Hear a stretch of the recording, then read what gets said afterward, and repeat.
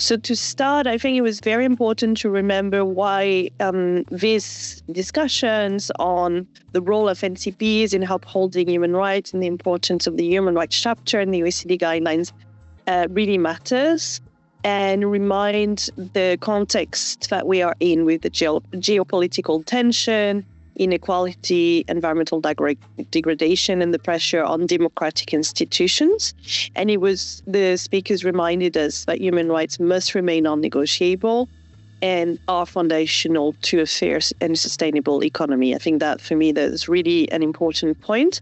And it was highlighted by the NCP and the team that companies are part of the solution, that they should respect human rights, act transparently, and engage with stakeholders as per the OECD guidelines in general, and with a specific focus on Chapter 4 on human rights. Then there was an important reminder of the role of the NCPs to promote the OECD guidelines, which is the first part of the role, but also to provide a non-judicial forum for dialogue, mediation, and problem solving rather than finger pointing. And a reminder of this role, including awareness raising, guidance, as well as handling specific instances, mediation, and improving procedures. For the sort of update on the work of the Portuguese national contact points, there were a number of very important initiatives that were mentioned, which I think are important to remind and perhaps also, share amongst NCPs as examples of good practices. I think we had 12 awareness sessions that were mentioned with universities, but also NGOs, union associations, and public bodies. Video tutorials published on Chapter 1 to 3, with new one on Chapter 4. The peer review participation with Romania, and the follow-up on Portugal's own peer review, which is obviously very important and led to some revision on the procedural guides after broad consultation, and importantly also the capacity building with the team training in mediation, conflict resolution, etc. So I think this capacity building is also really important, and sort of I would add to that, if I'm allowed to add things, constant training, because business human rights and responsible for business conduct is a field that evolves so quickly. So I would, add to that constant training and updating on responsible business conduct would be also very important as part of that for, in general.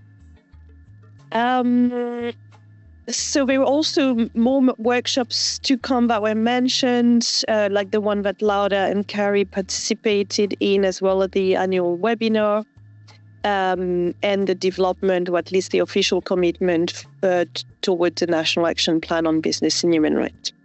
Now, in terms of the panel itself, so we had very different speakers. So I have key messages that are different depending on the speakers.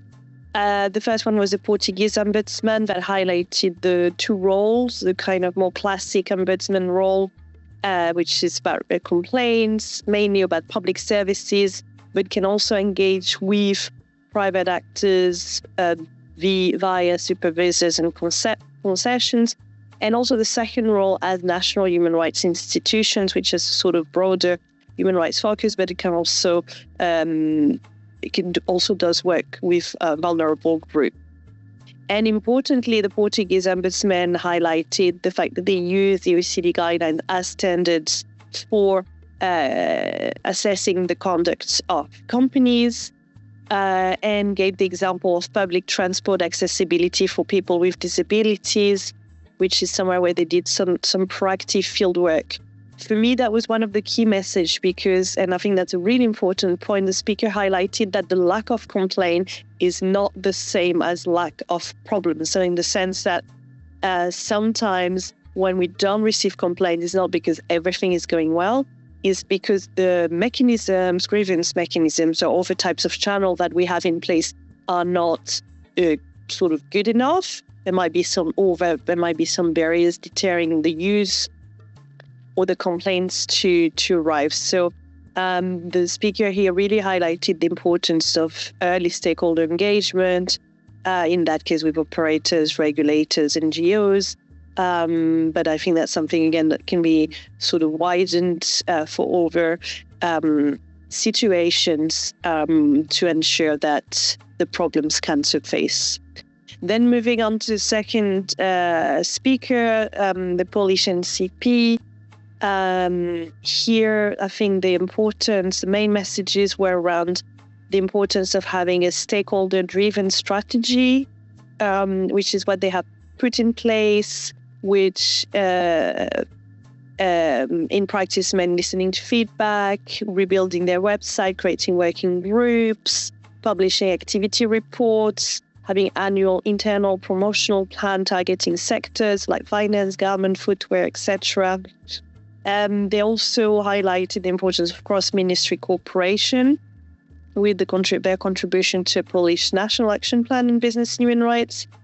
And key messages were the success factors in cases, which were the openness on both sides, the fact that partial agreements between the parties are still a valuable outcome, and the importance of follow-up and monitoring. And they gave some examples of cases. And for example, an instance where a platform removed about 16,000 ads after mediation on environmentally harmful products. So I think that was quite an important impact. Then we had the speaker from the OECD Watch, Marianne, who highlighted that the OECD Watch represents about 150 CSOs across around 55 countries, and that their priorities is meaningful stakeholder engagement, especially with marginalized groups, just transition with workers and engagement with workers and communities, due diligence, and creating a safe civic space. Key messages here were the importance to strengthen collaboration, with the need for governments to proactively reach out to civil society, both domestically but also via foreign missions, and the need for NCPs to improve complaint procedures and use tools that incentivize the participation on the side of companies, which include appropriate transparency about cases, independent analysis and findings on guideline arguments, public follow-up on recommendations, and commitments. Again, that's something that comes back from various interventions, and seeking governmental consequences for poor faith engagement. And they also suggested stakeholder advisory bodies around the NCP to sort of assist in their work. And then finally, the last speaker from the Portuguese National Human Rights Committee highlighted that this is an interministerial coordination hub that aligns domestic policy with the OECD guidelines and the UNGPs, as well as other international sort of standards and recommendation. But they have played an active role in the UN treaty discussions. They highlighted the need for more EU engagement for a global level playing field, and highlighted the importance of facilitating collaborations. They talked about their collaboration with 18 ministries and observers, and the fact that they held annual open meetings with civil society. They have a mailing list with over 300 participants. Ensure transparency through their website, for example, and a working group that is specialized on business and human rights. So I think one of the big things was addressing non-participation, or slow or lack of response from companies, or lack of engagement from companies in specific instance processes. That one came up in a couple different moments during the session.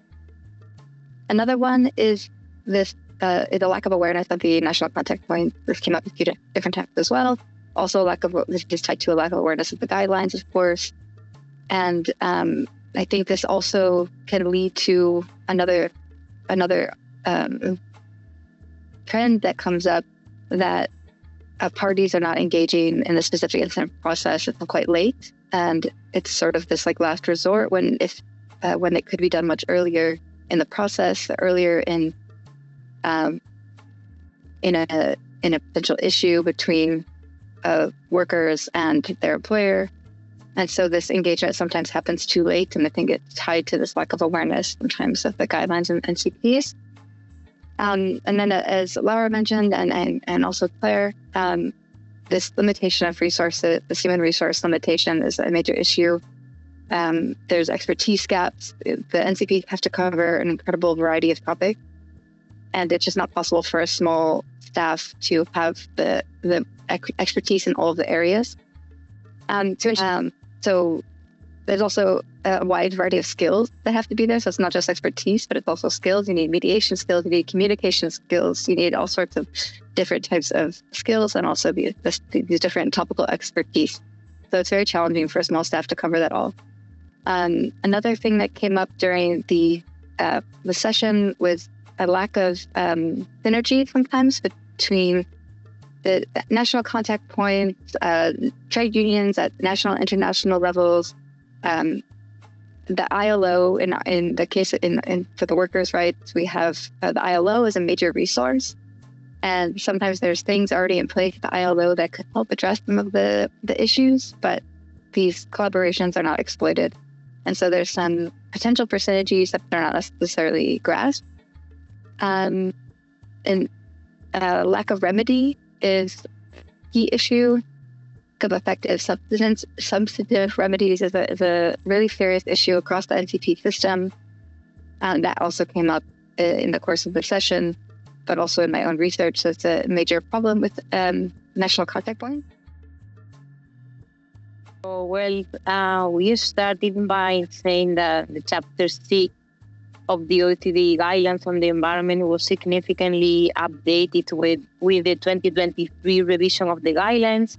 Actually, the update places a strong emphasis on environmental due diligence, and it also included for the first time references to climate change.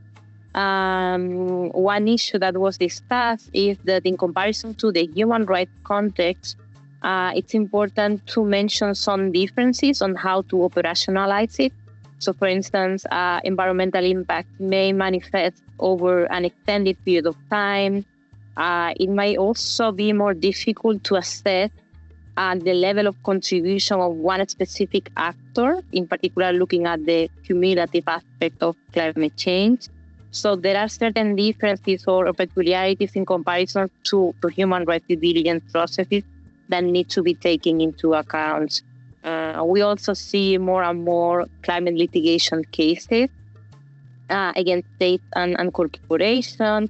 And just to provide some data, as of 30th of June of 2025, over 3,000 climate-related cases have been filed in 55 national jurisdictions and 24 international regional courts, including the recent advisory opinions of the International Court of Justice, which clarifies states' obligation in addressing climate change. Another idea we discussed is that climate change requires a collaborative response across stakeholders in order to address this impact. So that is why one important aspect of environmental due diligence has to do with implementing effective stakeholder engagement at the different phases of due diligence. And it was highlighted at different parts of the workshop. In terms of the support offered by the OECD is helping or helps governments and national contact points in implementing the new environmental expectations of the guidelines through different guidance and tools, capacity building activities, and policy cooperation. And we can highlight here the OECD Due Diligence Readiness Project as one of the main capacity building projects, which includes government, businesses, and civil society. To ensure they are developing is the OECD e-learning academy on responsible business conduct, where they will be talking about climate mitigation and adaptation as well. And in relation to environment and consumer rights, that is another issue we discussed. We talk about the EU eco-label and the importance of transparency. We know that many consumers wish to reduce their environmental footprint and make sustainable choices based on the product they purchase. So the eco-label helps both consumers in this regard, but also companies as a proof of sustainability of their products. A key aspect of the EU eco-label, I think, is the fact that it's third-party verified. So independent experts are responsible for checking compliance with the EU eco-label criteria. However, we also need to be aware of the confusing array of green labels and claims, and the need to prevent greenwashing practices by certain companies. There was actually a recent judgment on this issue in France, and we need to remind here the new directive on empowering consumers for the green transition that aims to stop greenwashing and requires companies to substantiate environmental claims, provide clear information on product durability and reparability, and restrict practices that mislead consumers about sustainability.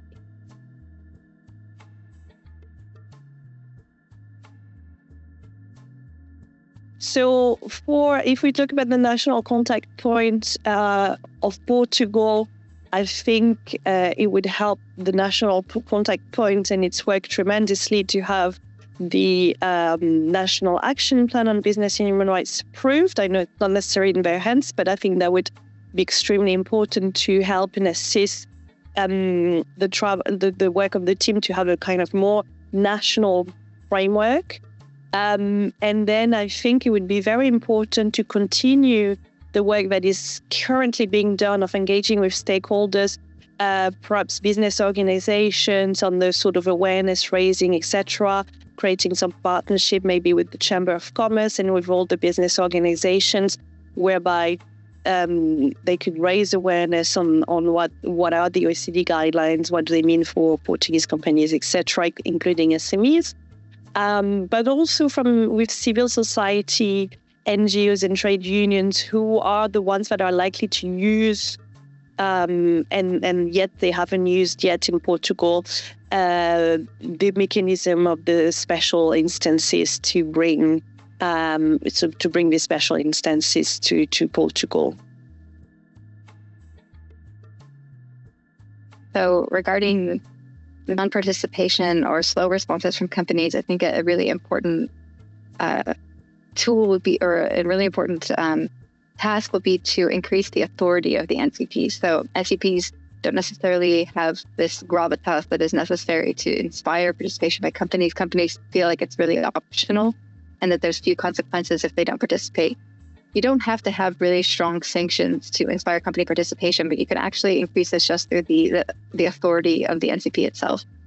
And so in my research and in my past work, I've noticed that the NCPs that are actually embedded in ministries that are closer to business-related topics. So if they're a trade ministry, or if they're in economic ministry, these actually tend to get more responses from companies.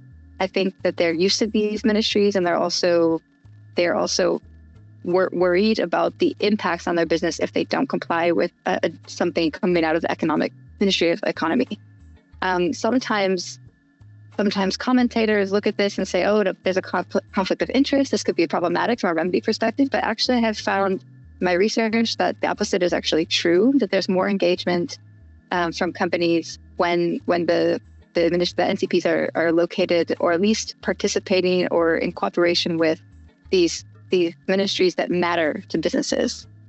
The expertise that we discussed with regard to human resources, addressing this expertise issue It's obviously important for many of the different components, but also for authority. If they're seen as if they're seen as the true experts and have this expertise available to them, that increases their overall legitimacy and authority.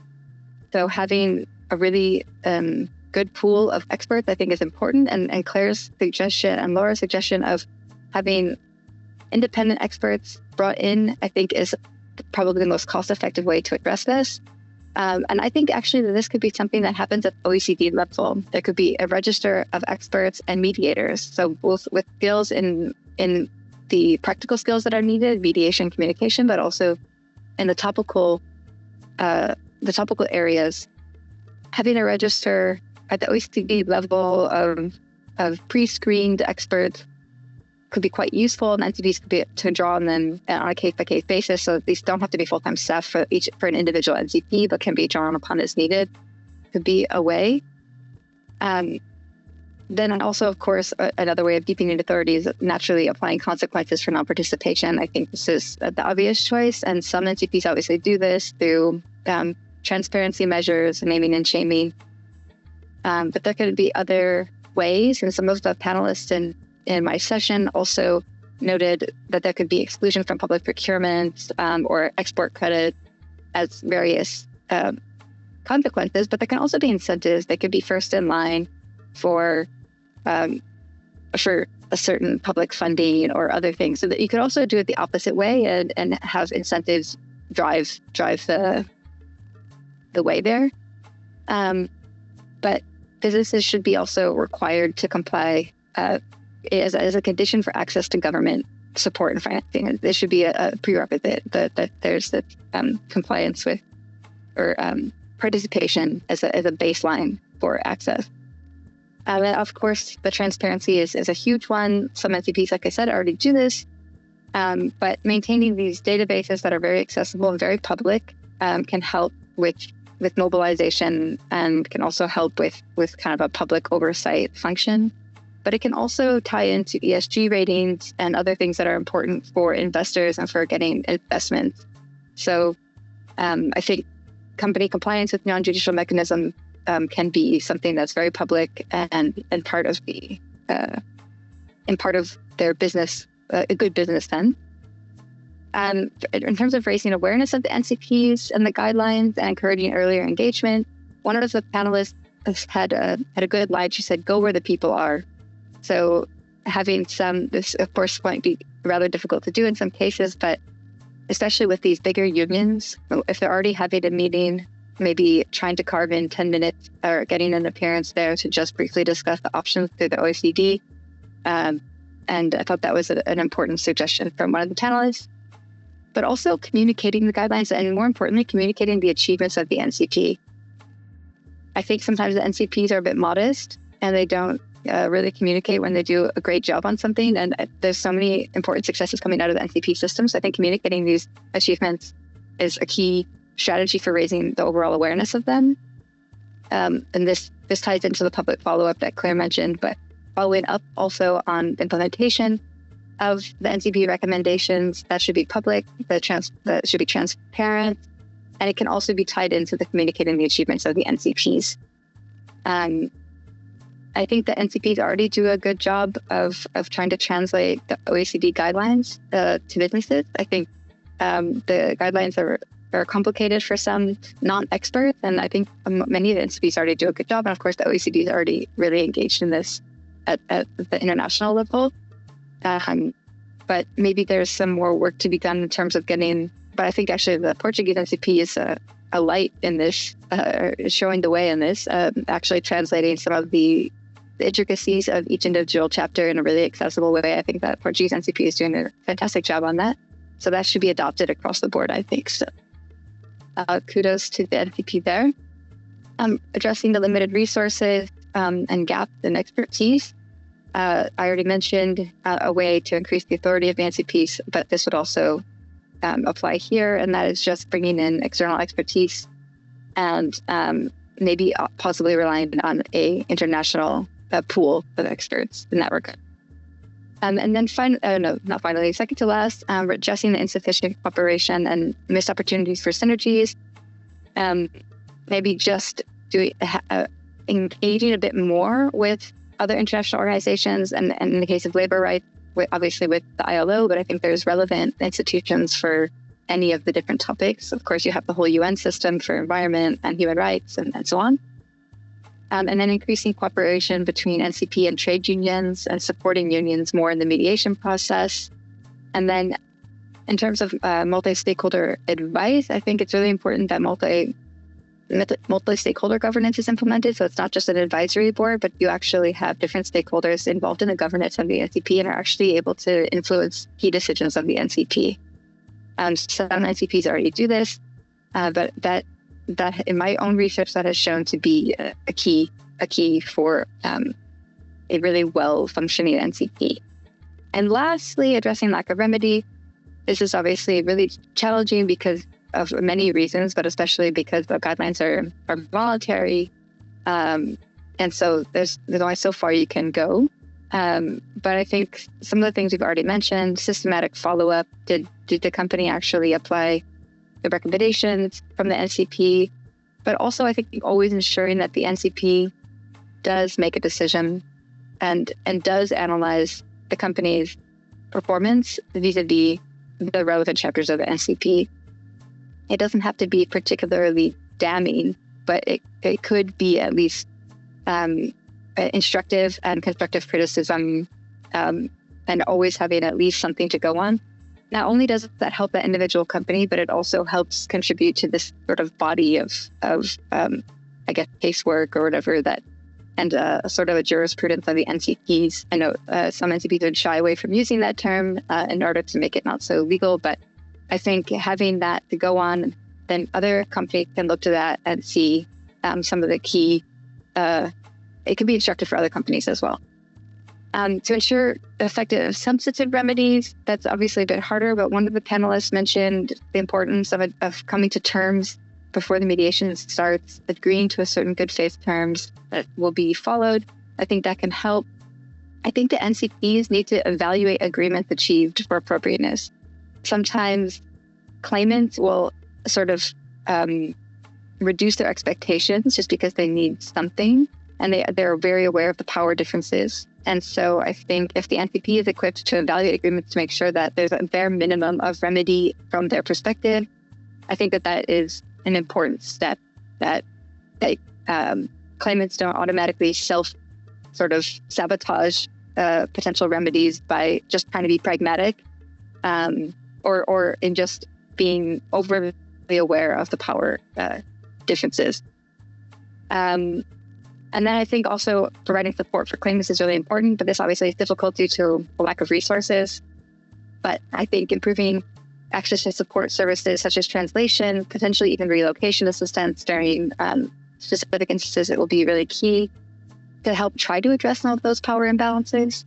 And then one of the panelists in my session also brought up getting the workers' voice. This obviously applies more to labor rights questions, but being able to get qualitative information from the workers themselves, I think, is important. So obviously this is a bit challenging, but rather than only getting their representatives' voice, it would be, I think, useful to also get some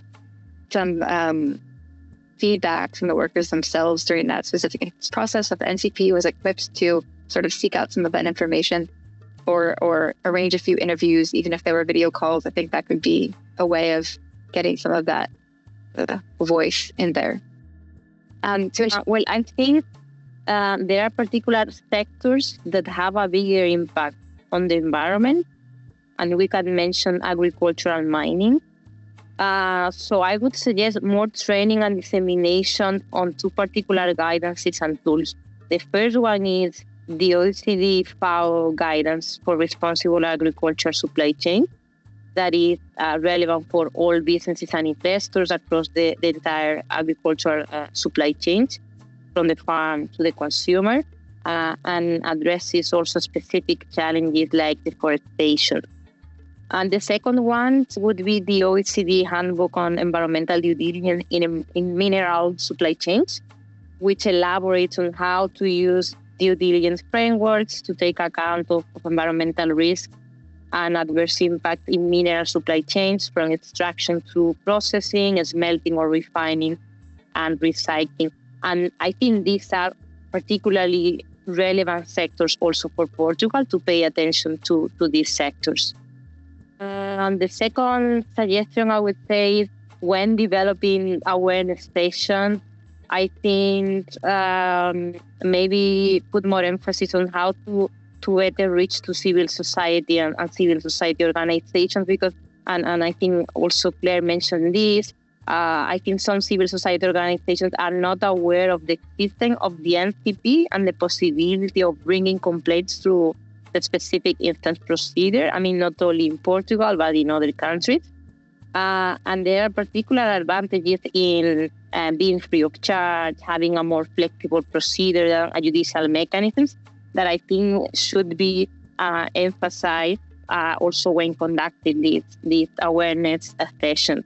So maybe how to better reach to civil society. And finally, I think something common to all NCPs that has been said many times, but which is actually necessary, is the need to improve the financial and human resources. So it would be essential to have a separate budget for the work of the NCP. Again, not only for the Portuguese NCP, but for all NCPs in the network. Very, very briefly, because I think what Laura said is very important. And I think the NCP, the financing of the NCP, and also the use of external experts to help them in their task in a sort of funded capacity is something very important. And we see that as an example of good practices of various NCPs across sort of jurisdictions. So I think that would be a very important point. So both financing of the SCP itself, but also of the work of external consultants supporting them. Given the difficult geopolitics and the fact that it can sometimes be difficult to get buy-ins at the moment, especially from governments, but also companies, when talking about sustainability, I would very strongly invite the NCP team to highlight again and again the business case for responsible business conduct. There is a huge business case. I think by now we thought we didn't need to talk about it anymore because we thought it was something acquired by the experts in this field. And it's not. I think that's a mistake we all made. I also take responsibility for it, to have taken that for granted. I think it's very important to go back to basics. So every time, and this is an advice I give, but I apply it to myself as well. Every time we engage with actors that are not business human rights experts per se, it's very key to come back to the basics and the business case, and we're not, going beyond that rhetoric, sustainability versus competitiveness. It's not versus, it's working together. There is a business case.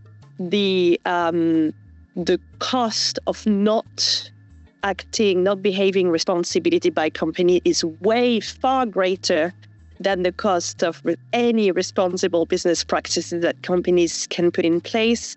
I'm thinking the reputational cost, the financial cost, lawsuits, etc. But I'm also thinking in terms of the cost of having goods that are blocked at the customs. I've worked with companies that were in that situation. Believe me, it was far greater than any, for example, due diligence processes they could put in place, and far more damaging for the company. And the cost of conflicts with communities is huge. It blocks operation, it delays them, sometimes it prevents them altogether. Companies have to abandon projects. And so I think it's really, really important in your engagements with the governments, with any actors, to sort of go back to that and start by explaining why it makes business sense to do that. So that's a kind of general invitation, given the geopolitics.